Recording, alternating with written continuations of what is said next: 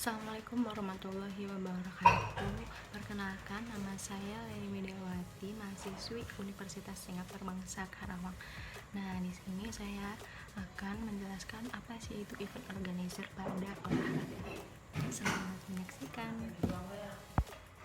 Nah, teman-teman, di sini saya akan menjelaskan apa sih itu event organizer. Nah, event organizer adalah pengelola suatu kegiatan, mengorganisir acara. Setiap kegiatan yang diselenggarakan bertujuan untuk memperoleh keuntungan di kedua belah pihak, bagai penyelenggara maupun yang hadir pada saat kegiatan berlangsung. Keuntungan ini tidak harus bersifat material, namun juga bisa bersifat non-material. Nah, teman-teman, di sini ada tahapan menyelenggarakan event organizer. Untuk mewujudkan kesuksesan sebuah event merupakan sebuah kerja keras yang membutuhkan konsep yang jelas dan terarah. Nah, konsep tersebut adalah yang pertama, konsep yang menarik dan kreatif. Yang kedua, proses tahapan pembuatan event. Yang ketiga, eksekusi event yang disignifikan. Yang keempat yaitu konsep yang menarik dan kreatif. Nah, teman-teman, dalam merencana pembuatan konsep event, kita harus kritis dengan apa yang sedang marak di lingkungan kita sendiri, baik lokal, nasional, maupun global, ataupun yang terupdate. Setelah tema tercipta, maka pembuatan konsep yang berbeda, bahkan jika perlu sesuatu yang belum pernah dibayangkan seseorang. Ini yang dimaksudkan event organizer lebih mengarah pada profesi, yaitu suatu lembaga baik formal maupun non-formal yang dipercaya untuk melakukan kegiatan, misalkan peluncuran suatu produk baru, pesta seperti seminar, pagelaran musik, dan lain sebagainya, disesuaikan dengan permintaan pengguna jasa ataupun inisiatif event organizer sendiri. Di sini yang membedakan sebuah event organizer dalam bentuk kepanitiaan dan event organizer yang mengarah pada profesi dapat dilihat dari keberlangsungan event organizer tersebut. Apabila dalam bentuk kepanitiaan, setelah kegiatan selesai dilaksanakan, maka selesai pula tugas orang-orang yang terlibat di dalam kepanitiaan. Sedangkan dalam event organizer yang mengarah pada profesi, meskipun kegiatan telah berakhir, akan tetapi kegiatan orang-orang di dalamnya akan tetap berlangsung. Semoga suatu materi yang telah saya sampaikan lewat video ini dapat bermanfaat untuk kalian semua. Terima kasih untuk pengertiannya.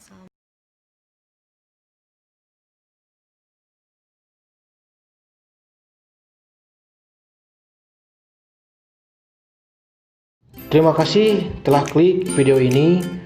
Jangan lupa klik tombol subscribe. Dengan subscribe, teman-teman mendukung agar channel ini terus upload video berikutnya. So, selamat menonton. Assalamualaikum warahmatullahi wabarakatuh. Halo teman-teman, ketemu lagi dengan Arif dari Akasor Organizer. Bagi teman-teman yang mempunyai ketertarikan terhadap profesi atau pekerjaan yang berhubungan dengan dunia event, sebelum teman-teman terjun ke dunia event, baik itu event sekolah, kampus, formal, ataupun event konser berskala besar, setidaknya ada sejumlah istilah yang sebenarnya khusus tetapi umum terkait pada pelaksanaan sebuah event. Terlebih untuk teman-teman yang ingin terjun lebih dalam secara profesional ke dunia event. Nah, di video kali ini saya ingin sharing 18 istilah dalam dunia event yang harus teman-teman ketahui. So, tonton terus sampai habis video kali ini. Semoga bermanfaat buat teman-teman yang baru ingin berkenalan dengan dunia event.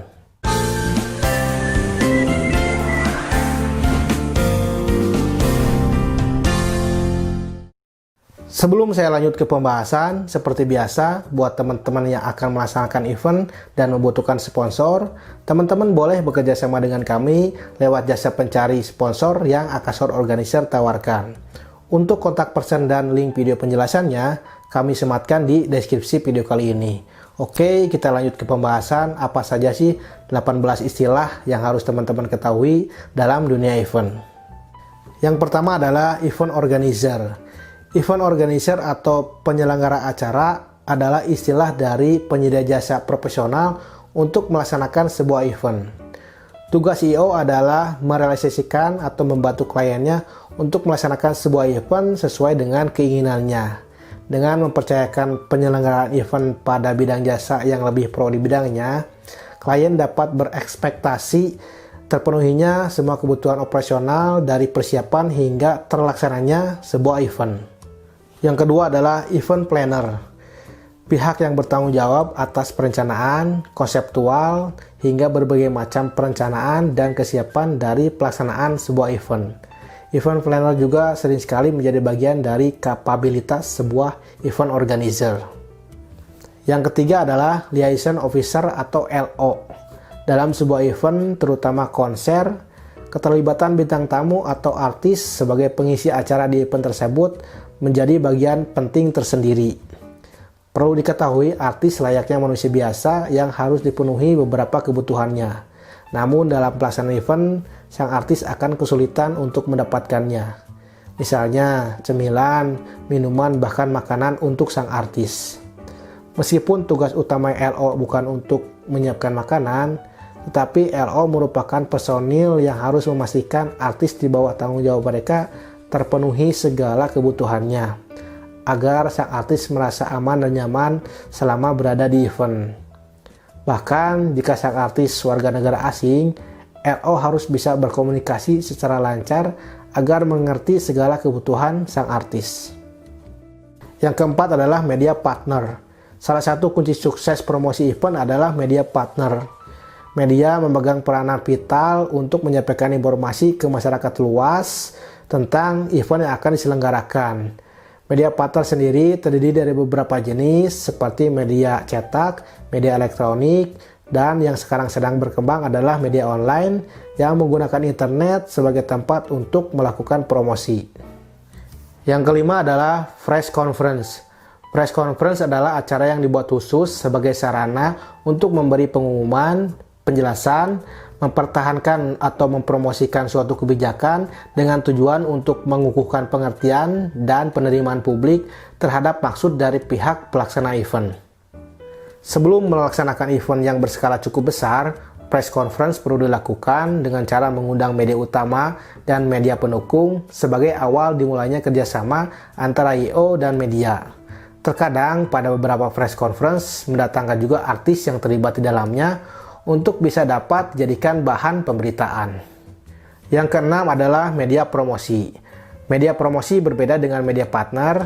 Media promosi adalah materi-materi yang digunakan untuk mempromosikan sebuah event. Materi tersebut biasanya berbentuk flyer, baliho, spanduk, merchandise, dan lain-lain.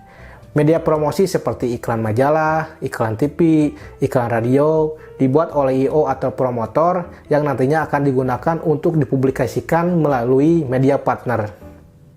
Yang ketujuh adalah stage. Stage atau panggung merupakan spot yang menjadi pusat perhatian dari pelaksanaan event, acara, atau konser.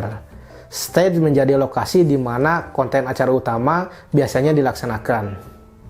Yang kedelapan, backdrop. Backdrop adalah latar belakang panggung yang berisi informasi berupa ilustrasi gambar dan teks atau berupa video jika backdrop didukung menggunakan layar LED atau LCD sebagai fasilitasnya. Yang kesembilan, rundown. Rundown biasanya dikenal dengan istilah susunan acara yang berisi konten-konten acara di atas panggung utama serta waktu pelaksanaannya. Dalam penyusunan rundown tidak bisa sembarangan ketika menyusun jadwal tampil, karena suatu konten memerlukan pertimbangan dari berbagai aspek, juga pihak lain yang dilibatkan. Yang ke-10 adalah VIC atau Person in Charge, sebuah istilah yang digunakan untuk orang yang diberi tanggung jawab secara spesifik atas hal-hal tertentu dalam pelaksanaan event. Yang ke-11, briefing. Briefing adalah meeting kecil atau pengarahan singkat kepada staf atau panitia yang akan bertugas agar lebih jelas dengan job desk-nya masing-masing. Yang ke-12, Management by Objective atau MBO.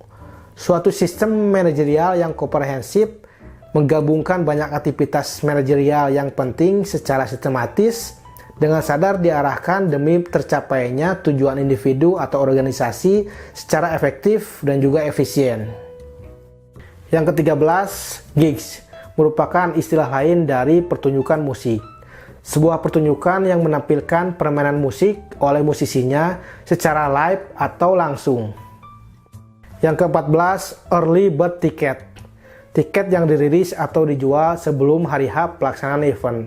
Bisa 1 minggu, 2 minggu, bahkan 1 bulan sebelum hari H pelaksanaan event. Early bird ticket bisa juga disebut pre-order ticket. Sistem ini biasanya diterapkan oleh pelaksana event dengan tujuan bisa menarik pengunjung untuk mau membeli tiket mereka lebih awal karena harganya yang relatif murah dibandingkan dengan tiket box pada hari H pelaksanaan event. Yang ke-15, front of house atau FOH.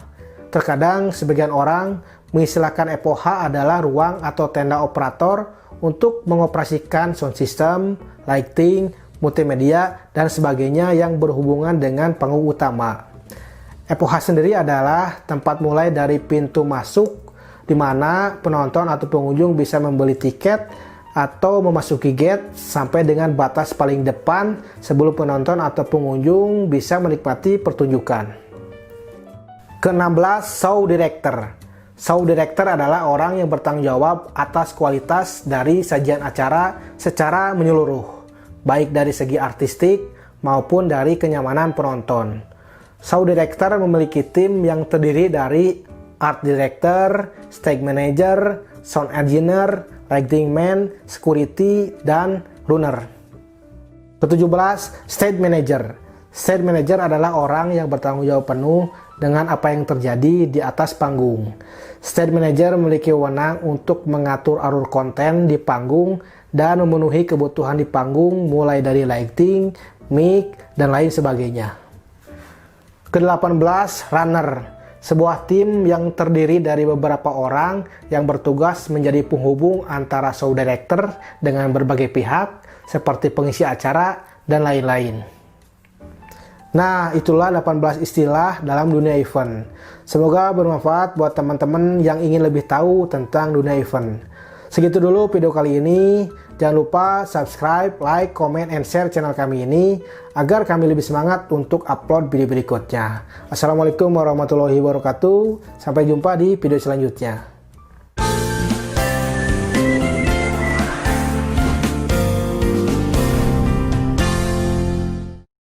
Semoga suatu materi yang telah saya sampaikan lewat video ini dapat bermanfaat untuk kalian semua. Terima kasih untuk pengertiannya. Assalamualaikum warahmatullahi wabarakatuh.